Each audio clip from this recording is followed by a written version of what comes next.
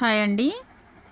ఇప్పుడు sari cloth lining cloth attach చేసేటప్పుడు మీరు శారీ క్లాత్ అనేది బాగా స్మూత్గా ఉందనుకోండి, కొంచెం మనం వేసిన క్రాస్ అనేది అటు ఇటు కాకుండా ఇలా పిన్స్ అయితే పెట్టేసుకోండి. మీకు అప్పుడు స్టిచ్చింగ్ అనేది నీట్గా వస్తుంది అన్నమాట. ఆ తర్వాత ఇలా పెద్ద కుట్టు పెట్టుకొని ఈజీగా కుట్టేసుకోవచ్చు. పిన్స్ ఉండడం వల్ల మనకి షేప్ అనేది, అంటే షోల్డర్ దగ్గర మనం క్రాస్ తీస్తాం కదా, దాన్ని శారీ క్లాత్ కొంచెం ఎక్స్ట్రా ఉంచుకున్నప్పుడు మనకు అటు ఇటు కాకుండా మనం ఒక పిన్ అనేది పెట్టేసుకుంటే మనకు కరెక్ట్ క్రాస్లోనే ఉంటుంది. ఓకేనా? ఎందుకంటే క్లాత్ కొంచెం ఎక్స్ట్రా పెట్టుకుంటాం కదా, అప్పుడు మొత్తం అటు కానీ మొత్తం ఇటు కానీ కాకుండా ఉంటుంది, సెంటర్లో ఉండేలాగా చూసుకోవాలన్నమాట. ఆ తర్వాత ఈ పెద్ద కుట్టు కుట్టడం వల్ల కొంచెం లాగినట్టు అయింది. అయితే ఆర్మ్ హోల్ రౌండ్లో మనకి డాట్ వేస్తాం కదా, ఆ డాట్ వేయడానికి మీకు పెద్ద కుట్టు పెట్టినప్పుడు లాగినట్టు అయితే దాన్ని కొంచెం నీట్గా క్లియర్ చేసుకోండి.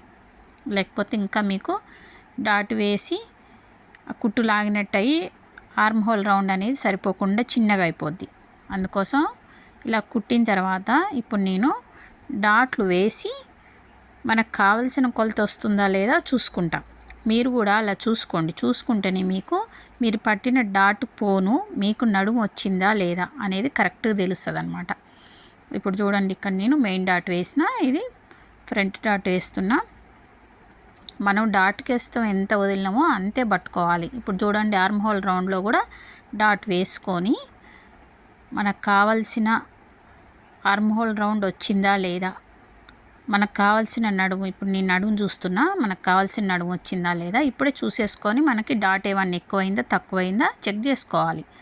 ఇప్పుడు స్టిచ్చింగ్ చేసేటప్పుడు ఇలాంటి చిన్న చిన్న అలా పద్ధతులు అలవాటు చేసుకుంటే బ్లౌజ్ అనేది ఎక్కడ తేడా రాదనమాట.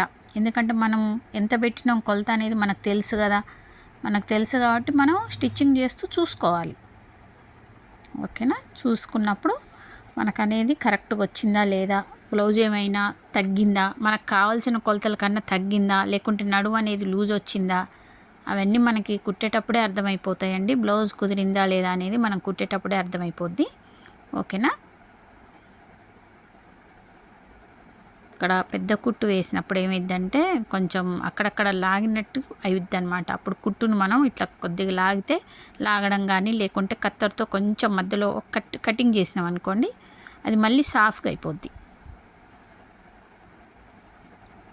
అప్పుడు మనకు ఫినిషింగ్ అనేది నీట్గా ఉంటుంది. లేకుంటే బ్లౌజ్ అంతా ముడతలు వస్తుంది.